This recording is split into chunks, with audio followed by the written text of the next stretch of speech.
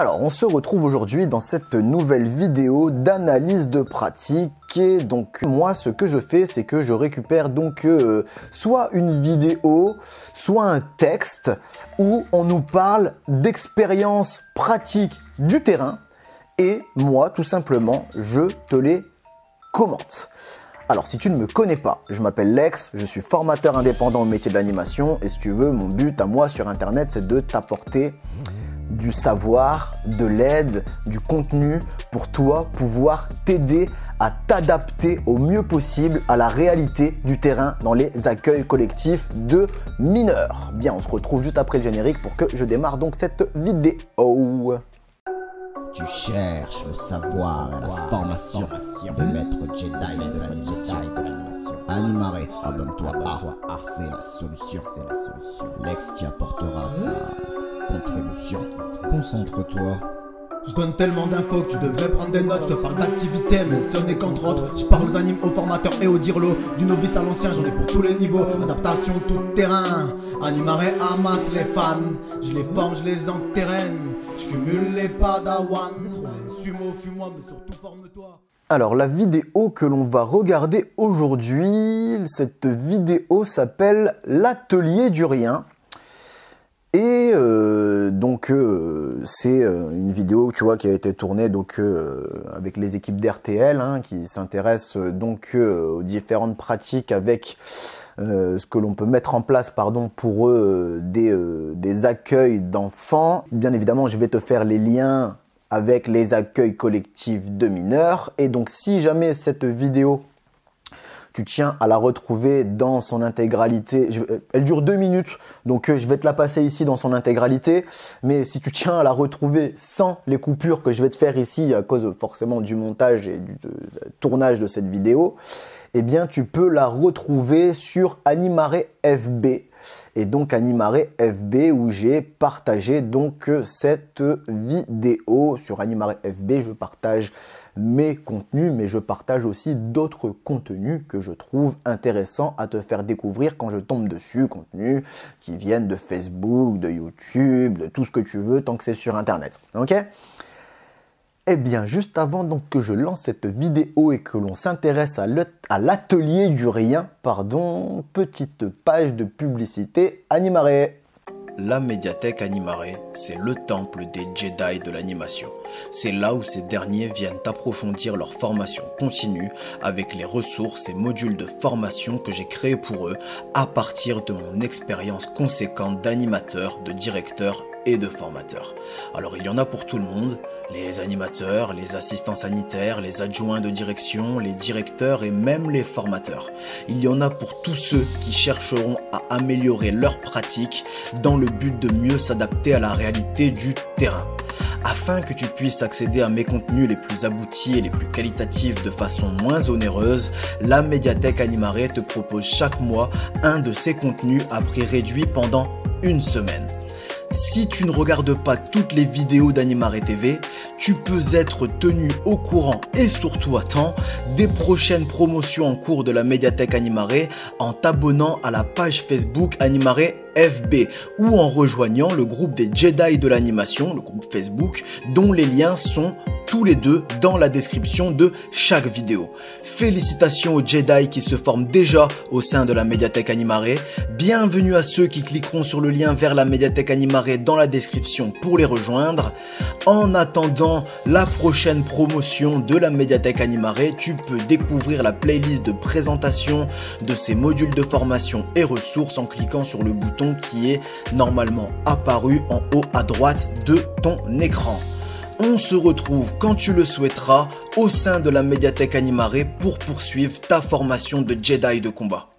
Si tu es un fin ou une fine analyste des différents contenus d'Animare, tu remarqueras que j'essaye tout de même de raccourcir ces instants où je fais la promotion de mes canaux, ou plutôt de mon canal payant et ses contenus payants. Ok, bref. Eh bien, écoute, c'est parti. On va donc démarrer cette vidéo. Ok, un jeu de cache-cache qui est en train d'émerger avec les rires. Le rire, c'est aussi quelque chose qui est très présent dans ces ateliers. Dans cette crèche liégeoise, on mène une expérience unique. Cécile vit en Suisse. Elle y donne des formations d'atelier, rien. Ça fait 10 ans qu'on les pratique en Suisse. Mais en Belgique, ça n'existe pas. L'atelier rien, ça se pratique dans une pièce vide. L'idée, c'est pas seulement d'enlever les jouets, c'est aussi d'enlever les meubles. Et c'est vraiment d'offrir un espace absolument vide, où il n'y a rien. Alors, premier arrêt sur image où commenter un petit peu. Donc, tu as pu voir là ici à l'image que effectivement les enfants sont dans une pièce vide. Bon, sauf là où on voit 2-3 petits éléments là ici. Mais je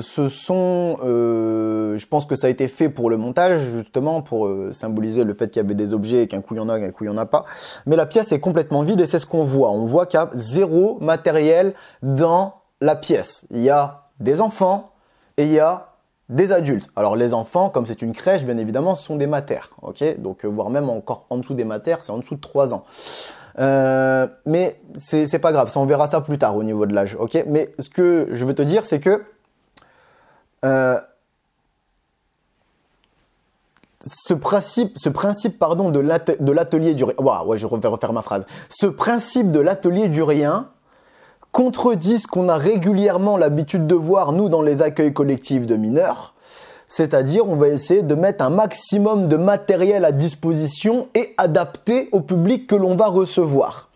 La première chose que l'on constate avec l'atelier du rien, c'est qu'il nous prend complètement à contre-pied là-dessus.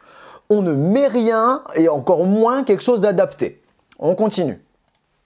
Dans nos pratiques de métier, vous serez souvent d'accord, on a tendance à rassurer les enfants, à verbaliser, à les stimuler, à valider ce qu'ils font. Et là, l'idée, c'est aussi de les libérer de ça. Alors, oui, dans nos pratiques de métier de l'enfance, on a pour habitude de vouloir stimuler, éveiller les enfants. Et pour ça, très souvent, on s'appuie sur du matériel qu'on appelle pédagogique, voire éducatif. Et donc là ici, on est sur complètement une autre dynamique, hein. J'espère que tu l'as bien compris, on est sur autre chose. Et de les laisser agir à leur guise. Exactement, voilà où on veut en venir avec cet atelier du rien. C'est-à-dire que quand tu vas apporter du matériel, il va forcément orienter les utilisateurs du matériel dans une utilisation particulière. Même si ce n'est pas l'utilisation d'origine du matériel, le fait qu'il existe va orienter, ne serait-ce que de par sa forme, ne serait-ce que de par sa couleur, de par son poids, de par sa texture, eh bien, ça va donner plus ou moins des idées à l'utilisateur. Soit il va s'en servir comme c'était prévu, soit il va y trouver une autre fonction. D'accord? Mais donc, le fait d'avoir du matériel bride quelque part la liberté et l'esprit d'imagination parce que le matériel t'oriente. Au début, les enfants sont troublés par cette pièce vide. Pour se rassurer, ils se tournent vers les adultes et les imitent. Hop là. Alors, première chose que l'on voit ici, première chose, non, mais ce que je veux dire, ce que l'on voit ici, c'est donc on parle ici du phénomène de mimétisme. C'est-à-dire que les jeunes, qu'est-ce que c'est être jeune? C'est être en train de grandir pour finir par devenir adulte. Et donc, pour devenir adulte, ce qui veut dire que c'est inscrit dans nos gènes qu'on veut ressembler aux adultes. Donc, qu'est-ce qu'on fait naturellement? Eh bien, on va, dans notre développement, essayer d'imiter les adultes. Là, tu comprends pourquoi les enfants, et notamment en bas âge, jouent aux jeux qui sont d'imitation de la vie des adultes. Donc on joue au policier, on joue à la dinette, on joue au maître ou à la maîtresse, on joue au papa à la maman, on joue en gendarme et au voleur, on joue à ces choses d'adultes. D'accord? On veut ressembler aux adultes. Et donc du coup ici tu en as l'image parfaite, c'est donc tu as une adulte dans une pièce vide avec des jeunes bien sûr, mais où il n'y a rien. Et donc, les jeunes qui n'ont pas l'habitude, il faut dire ce qui est, hein, on met tout le temps du matos à disposition et surtout, on se dit au plus ils sont petits, au plus il faut qu'il y ait du matos de qualité. Bon. Peut-être que cette vidéo va te démontrer le contraire. Donc, adulte dans une pièce vide avec des jeunes qui rentrent dans cette pièce vide, les jeunes déstabilisés, ah bah il n'y a pas de jouets, il n'y a pas de ballon, il n'y a pas de perles, il n'y a pas de petits gobelets, il n'y a pas de capla, il n'y a pas de dés, il n'y a rien. Ok. Et bah du coup, qu'est-ce qu'on fait? Eh ben on va faire ce pourquoi on a été créé par la nature, c'est-à-dire imiter l'adulte. Donc, l'adulte est assis contre le mur, eh ben on va aller rejoindre l'adulte et s'asseoir avec lui. Maintenant la suite. Si cette vidéo comporte au moins un élément pertinent à tes yeux, c'est le moment de la récompenser avec un pouce vers le haut, ce qui augmentera son référencement et donc lui permettra d'aider plus de monde.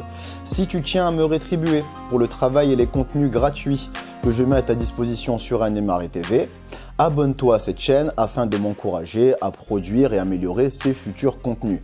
N'oublie pas d'activer la cloche de notification pour ne plus rien manquer. Exprime ton avis dans les commentaires ou va découvrir les autres canaux d'Animare dont les liens sont dans la description.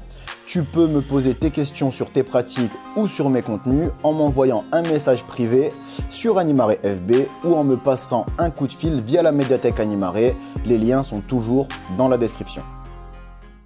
Comme l'adulte ne réagit pas, l'enfant va s'intéresser à ce qui l'entoure. Donc, ce qui veut dire que dans un premier temps, les jeunes, dans leur développement, cherchent à imiter l'adulte. C'est ce qu'on appelle le mimétisme. En tout cas, cherchent à imiter ce que des personnes qui ont l'air plus expérimentées que lui font dans des situations qu'il ne connaît pas ou qu'il découvre. Maintenant, quand l'adulte ou le plus expérimenté ne répond pas à ses attentes, le jeune cesse le mimétisme et se met à expérimenter par lui-même.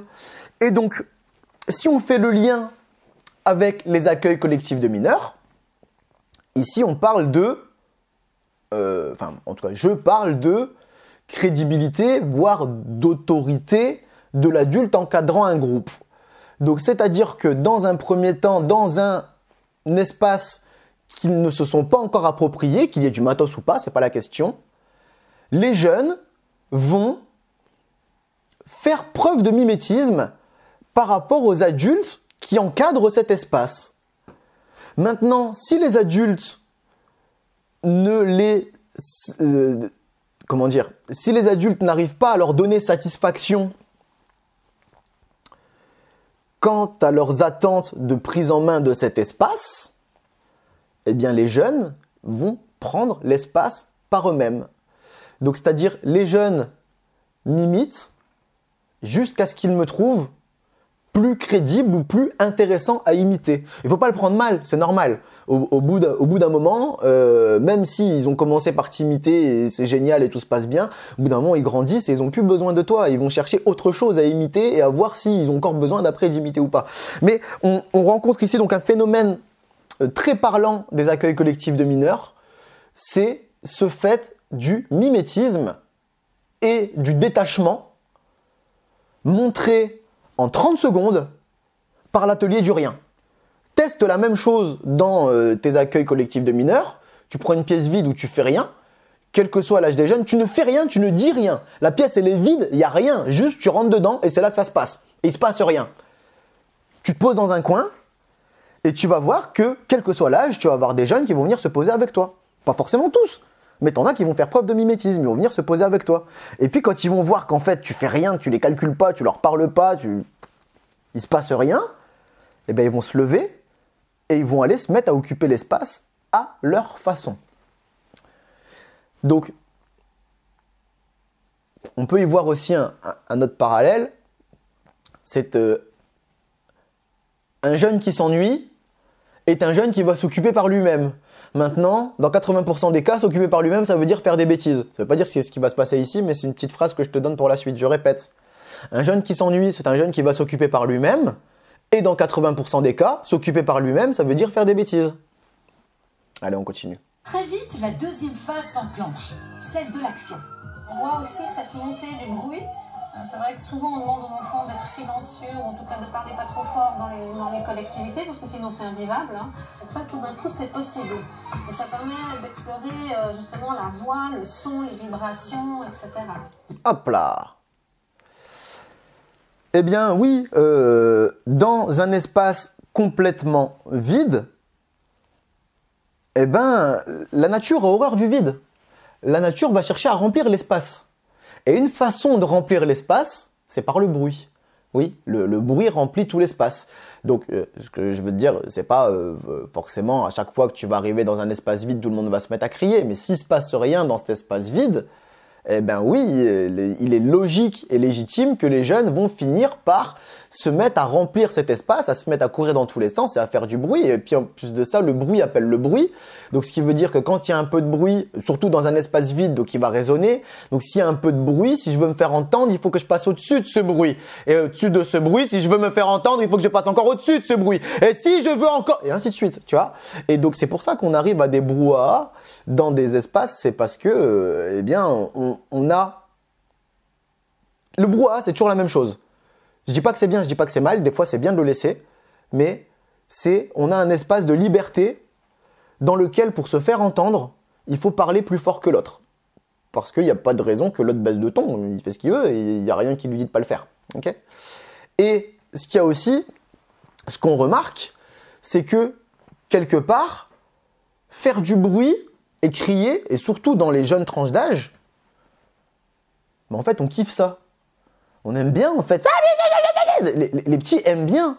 Ils aiment bien faire du bruit, ils aiment bien crier, ils aiment bien mettre ça en place. Ouais, ce niveau volume sonore élevé. Et on passe notre temps à les réprimer. Non, on crie pas, on se tait, on écoute, on parle calmement. Nanani, nanana. Par contre, je t'assure que c'est quelque chose qu'ils ont en eux, et surtout dans les jeunes tranches d'âge, donc on va dire entre primaire, enfin entre mater, primaire, donc on va dire jusque 10 ans, les jeunes ont un besoin de crier, de se défouler, parce qu'en fait, ils sont en train de développer une énergie qui leur permet de grandir, et cette énergie cherche à déborder dans tous les sens de leur corps. D'accord? C'est un peu comme si tu as un truc qui pousse à l'intérieur et qui ça pousse et ça te fait grandir. Mais donc de temps en temps, si ça pousse, c'est que ça veut sortir. Ok? Et donc des fois, ça sort comment? Bah ça sort par le cri. Et quand ça sort par le cri, bah ça fait du bien. Je te fais une image de psychologie de comptoir, mais c'est un petit peu comme ça que ça se passe quand même. D'accord? Donc ce qui veut dire que les jeunes aiment s'exprimer fortement, crier et se défouler. Voilà ce qu'ils aiment. C'est se défouler, lâcher les chevaux. Waouh! Et des fois, si on ne peut pas le faire comme ça, eh ben on le fait juste en nous-mêmes par un volume sonore élevé. On passe notre temps à essayer de les canaliser, de les contrôler. Mais en fait, ce qui marche très bien avec les jeunes aussi, c'est de leur permettre des moments où ils vont pouvoir pousser, se défouler un max en presque totale liberté, voire en totale liberté, ce qui permet aussi de canaliser plus facilement les autres moments où on leur demande d'être plus calme. Parce que si on ne peut jamais se défouler, si on ne peut jamais faire baisser la pression dans la cocotte minute, ben à un moment ça pète n'importe quand. Maintenant, quand tu contrôles avec des soupapes de pression bien timées, bien au bon moment, eh ben, ça permet de contrôler beaucoup plus facilement ces moments euphoriques et les moments où on a besoin d'être un peu plus calme. Et donc, je trouve cet atelier très bien parce qu'il permet aux enfants de crier, de se défouler un bon coup. Une fois qu'ils se rendent compte qu'ils peuvent faire par eux-mêmes et qu'ils se mettent à courir dans tous les sens, comme ils sont en train de le faire, eh bien, c'est très bien. Défoulez-vous, c'est bien. Vous en avez besoin, surtout à votre âge. Et je pense que c'est important, même si tu ne mets pas en place l'atelier du rien sur tes accueils collectifs de mineurs, de laisser des moments où ils vont pouvoir crier, se défouler et en gros extérioriser l'énergie qui essaye de sortir de tous les côtés à l'intérieur de leur corps en fait, tu vois. Et ça peut être par exemple au sein d'une chanson ou d'une choré collective par exemple. Les chansons d'animation servent très bien à ça. Tiens d'ailleurs, si tu veux du contenu par rapport au chant d'animation, n'hésite pas à aller voir cette vidéo qui te présentera le module de formation que j'ai créé à ce sujet-là qui s'appelle la boîte à chant. Mais oui, ce que je veux te dire, c'est que c'est pas plus mal de les laisser s'exprimer comme ça de temps en temps, que ce soit avec ou sans l'atelier du rien, mais qui puisse permettre de se défouler un bon coup et travailler leur corde vocale. Là, okay, c'est bien. 1, ils en ont besoin. Et 2, ça te permettra de canaliser plus facilement les autres moments. Parce que du coup, il y a les moments pour crier et il y a les moments où non. Mais si t'as jamais les moments pour crier, faut pas s'étonner que ça se mette à exploser et à crier dans les moments où non, parce qu'il n'y a pas de soupape de décompression. Tu vois ce que je veux dire? Tout d'un coup, c'est possible. Tu vois. Ça permet d'explorer justement la voix, le son, les vibrations, etc. Les enfants s'amusent ensemble. Pourtant, à leur âge, ils n'ont pas les compétences pour les jeux de groupe. Ça, c'est Pour 2 quelque secondes. chose qui a été observé dans des recherches, hein, que l'absence d'objets augmente les interactions. Donc, Ouais. Et donc, voilà. Donc, les jeunes, en fait, comme ils se retrouvent dans un espace où il n'y a rien, où on se met à crier, certes, il y a du son, mais du son, il nous revient, on le sort, il revient et tout, voilà. Mais il n'y a rien dans l'espace. Il n'y a rien à part quoi? À part d'autres humains. À part d'autres humains qui sont comme nous, qui se rendent compte qu'il n'y a rien et qui font rien.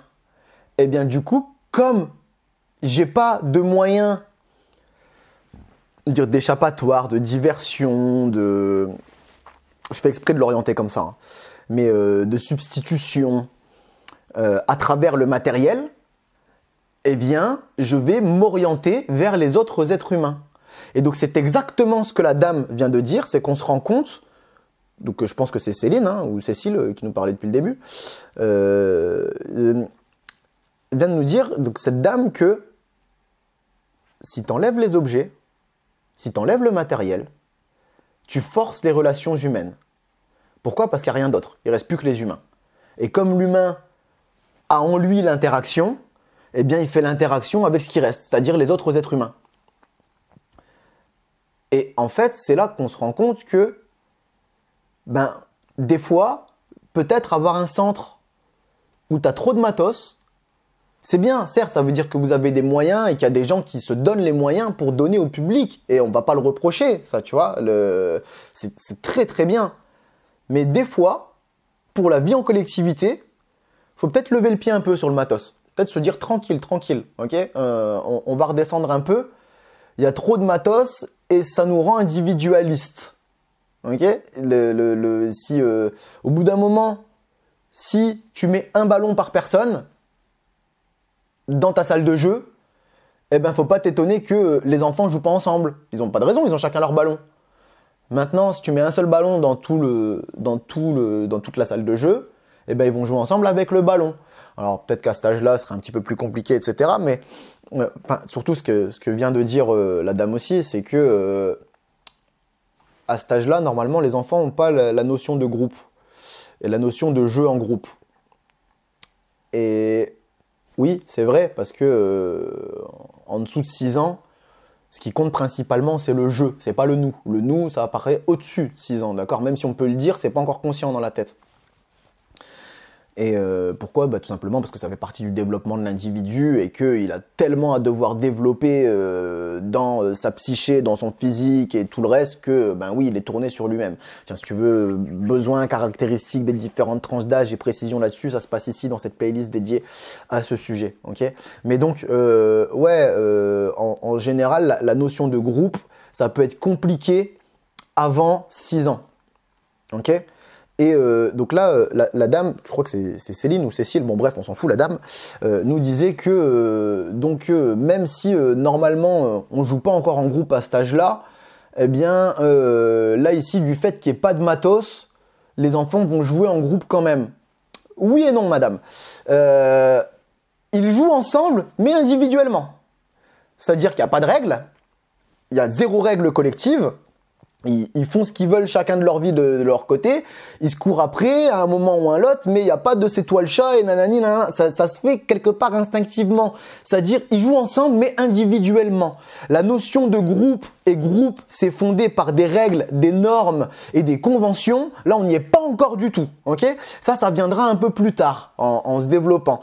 Mais il n'empêche que oui, le fait d'enlever le matos leur fait interagir entre eux. Ils jouent pas encore en groupe. Ils jouent ensemble individuellement. C'est pas encore jouer en groupe. C'est pas la même chose. Ok? Mais tout ça, c'est dû au fait qu'on a enlevé le matos. Et oui, donc du coup, on interagit avec ce qui reste. Et donc, c'est les individus. La capacité d'être en relation à l'autre, finalement. L'envie d'être en relation à l'autre. On peut imaginer que ça existe. Mais c'est plus forcément une envie. Ici, parce qu'il dit l'envie d'être en relation à l'autre, c'est plus forcément une envie quelque part. C'est une contrainte, une nécessité un fait. C'est une solution par défaut. Je dis pas que c'est mal, bien au contraire. Moi, je suis plutôt pour. Hein. Tu verras après ce que je te dirai par rapport à ces ateliers du rien. Mais là, on n'est plus. Faut bien mettre les bons mots au bon endroit, madame. C'est pas une envie. Là, c'est du par défaut. C'est du j'ai pas le choix. Mais des fois, en j'ai pas le choix, ça donne des choses magnifiques. Avec les adultes, si vous asseyez deux adultes sur un banc public, il y a un moment donné, ils vont se mettre à se parler. Oui, probablement ou pas. Hein. Déjà, elle a bien dit à un moment donné. Donc, c'est au bout de combien de temps?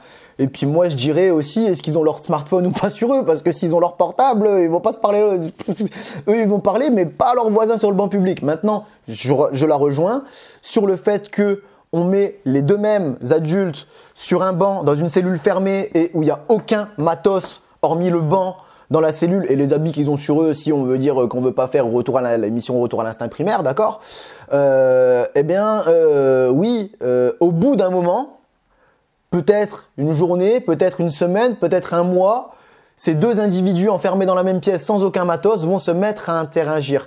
Mais ce que je veux te dire par là, c'est que c'est quand même beaucoup plus simple d'interagir avec l'autre sans matos quand tu es plus jeune.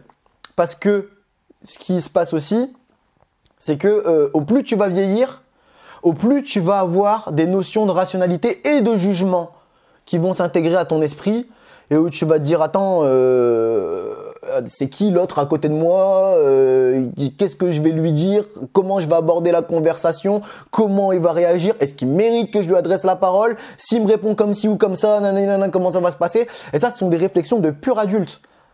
Un enfant, et surtout quand on voit dans leur âge, donc c'est-à-dire encore en dessous du mater, hein, vu que c'est la crèche, donc on est en dessous de 3 ans, un enfant, il va pas se poser la question. Tiens, je te touche, cours-moi après, point. Et on verra bien si ça marche ou si ça marche pas. Et ce que je veux dire, c'est que ça marche avec tous les individus, mais au plus ils vont vieillir, au plus le délai d'interaction entre individus quand il n'y a pas de matos, au plus ce délai va être long. Ça marche toujours, mais c'est plus long. Tu prends deux maters, tu les mets dans une pièce vide, ils peuvent se mettre à interagir au bout de quelques secondes. Tu prends deux ados dans une pièce vide, il leur faudra peut-être quelques minutes, voire quelques heures, voire quelques jours. Maintenant, tu prends deux seniors qui ont fait leur vie complète, c'est triste à dire, hein, mais rentre dans un EHPAD ou dans une maison de retraite et regarde des seniors qui n'ont rien, ils sont dans un espace où il n'y a pas de matos, ils sont dans le couloir ou dans la salle d'attente, ils regardent même pas la télé et ils sont pendant des semaines, voire pendant des mois et pendant des années côte à côte sans s'échanger un mot. Et personne ne dit rien. C'est l'image de ce que je suis en train de te dire. C'est que au plus ils vont vieillir, au plus ça va être difficile de faire de l'interaction sans matos. Okay ? Maintenant, au plus ils sont jeunes, au plus c'est simple. Et c'est la même idée avec les enfants.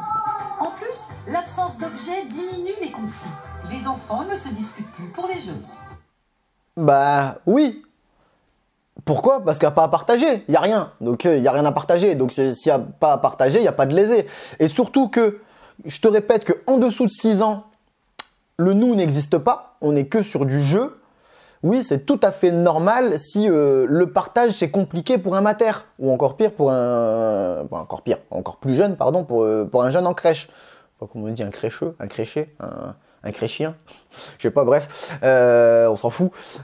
Oui, c'est tout à fait normal, ça fait partie du développement de l'individu. Je te dis, le nous n'existe pas, il y a que le jeu qui compte, et donc teste, hein, fais le jeu de lancer un ballon dans un groupe de mater, t'en as un qui le chope et c'est à lui, et dès qu'on essaye de lui prendre, il se met à pleurer en disant c'est à moi, alors que les autres enfants, ils ont le même droit, si on prend avec le regard d'adulte, ils ont le même droit sur le ballon, d'accord? C'est pour tout le monde. Bah oui, bah pas dans la tête d'un mater, ok?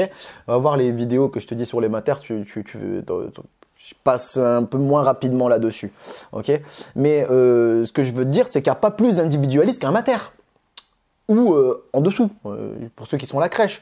Donc, évidemment, dès que tu vas avoir des notions de matériel chez les maters, eh ben, ce sont des motifs de crise, de jalousie ou d'égoïsme. Et donc, en général, ce qu'on dit pour les matères, il vaut mieux avoir le même matos dupliqué, jumelé à chaque individu du groupe, ce qui évite des conflits. Ou alors, tu as la solution totalement inverse, c'est de ne pas avoir de matos. T'as pas de matos, t'as pas de conflit. Et en plus, ils jouent entre eux. Okay, bon, ça ne veut pas dire qu'il faut faire que ça, hein, d'accord. C'est très bien aussi de porter du matériel pour X ou Y raison pédagogique ou juste de loisir, tout simplement, hein, d'accord. On est juste sur une possibilité ici, ok. Et puis il y a le plaisir d'être ensemble, de courir ensemble, et puis ça s'exprime par le rire. Il peut pas toucher. Tu peux pas toucher, Zaya. C'est trop mignonne. Oui, alors, je voudrais revenir déjà sur une dernière notion précise, ce qu'on vient d'entendre. Donc, c'est sur la notion du rire. Eh bien, oui, en fait, il y a du rire dans les ateliers du rien. Pourquoi? Parce que, tout simplement, parce que les enfants s'amusent. À partir du moment où ils s'amusent, eh bien, il y a du rire. Et du rire ou du sourire, ou au moins de la bonne ambiance.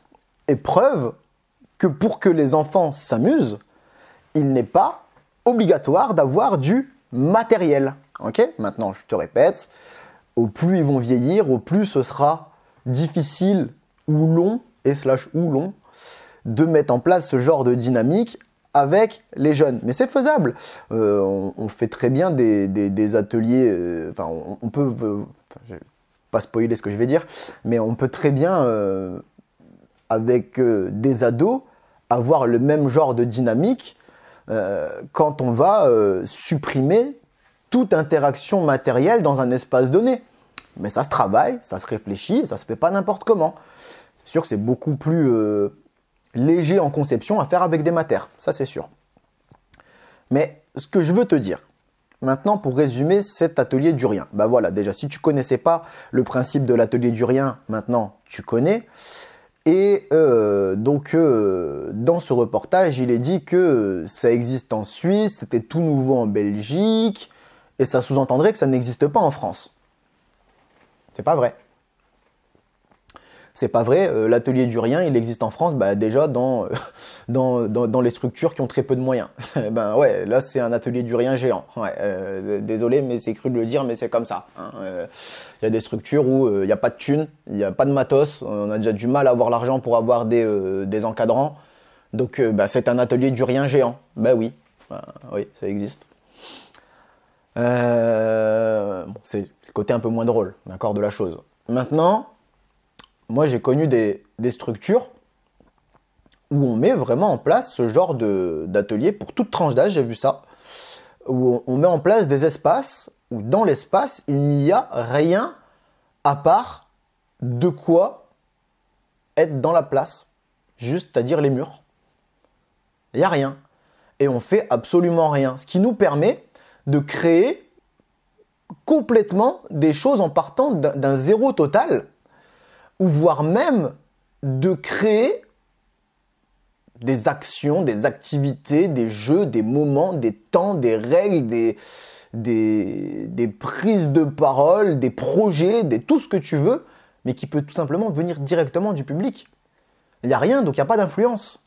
On les a pas influencés, c'est vraiment de ce que eux veulent mettre en place. Donc ce que je veux dire, c'est qu'en France, les ateliers du rien, ils existent, et ils existent déjà adaptés aux différentes tranches d'âge. Seulement, là où je veux bien rejoindre le reportage, c'est que c'est pas répandu. C'est que c'est pas répandu, et voire déjà en centre de formation, les principaux centres de formation, BAFA, BAFD, voire même BAPAT, ou c'est plus BAPAT maintenant, c'est CPGEPS ou BPGEPS ou tout ce que tu veux là. C'est très très rare qu'on te parle des ateliers du rien. Maintenant, on les rencontre parfois sur le terrain, mais c'est vrai que c'est pas répandu. C'est vrai, la plupart du temps, on se rassure derrière le matos en fait.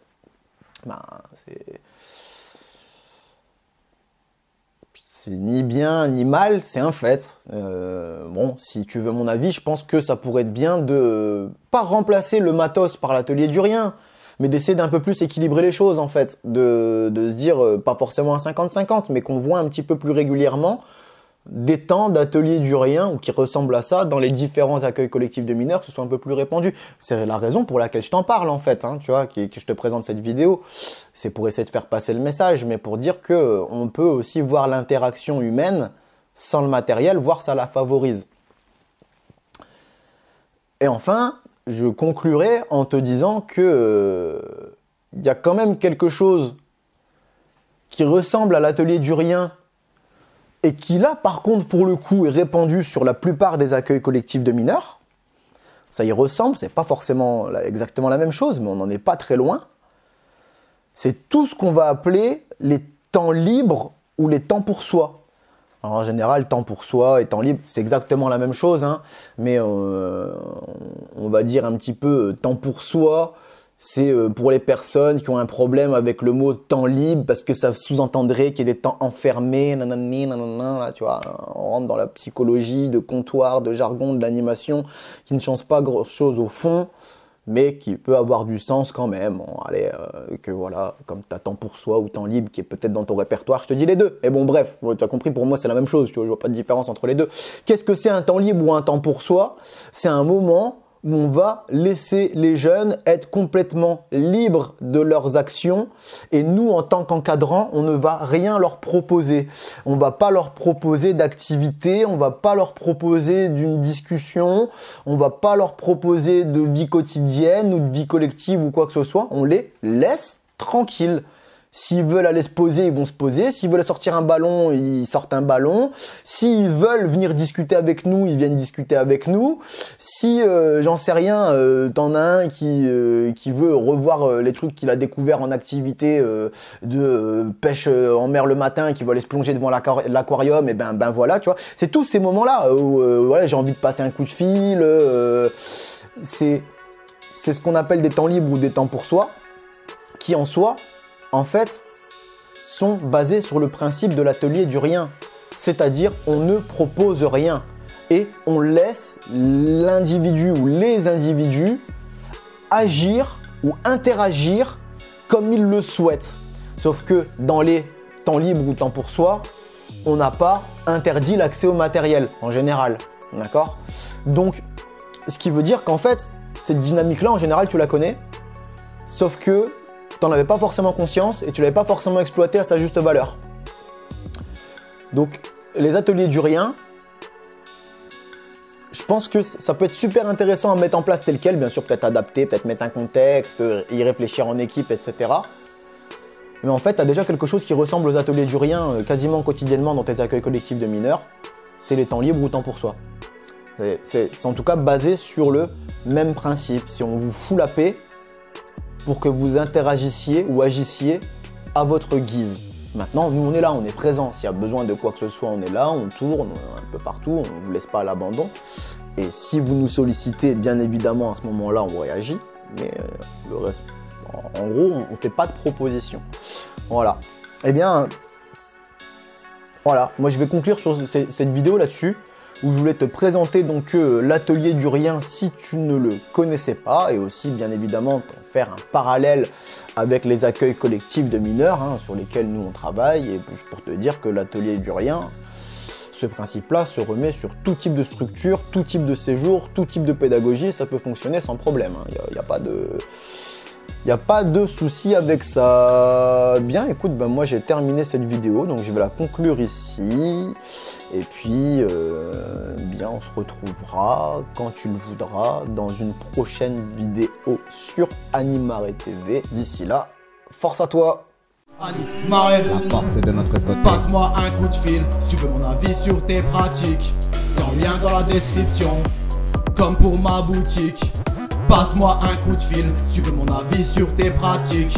C'est en lien dans la description, comme pour ma boutique. Animer c'est donner vie, oui, mais c'est pas suffisant. Éduquer et émanciper doivent être aussi dedans. Animare c'est donner vie, oui, mais c'est pas suffisant. Éduquer et émanciper doivent être aussi dedans. Animare.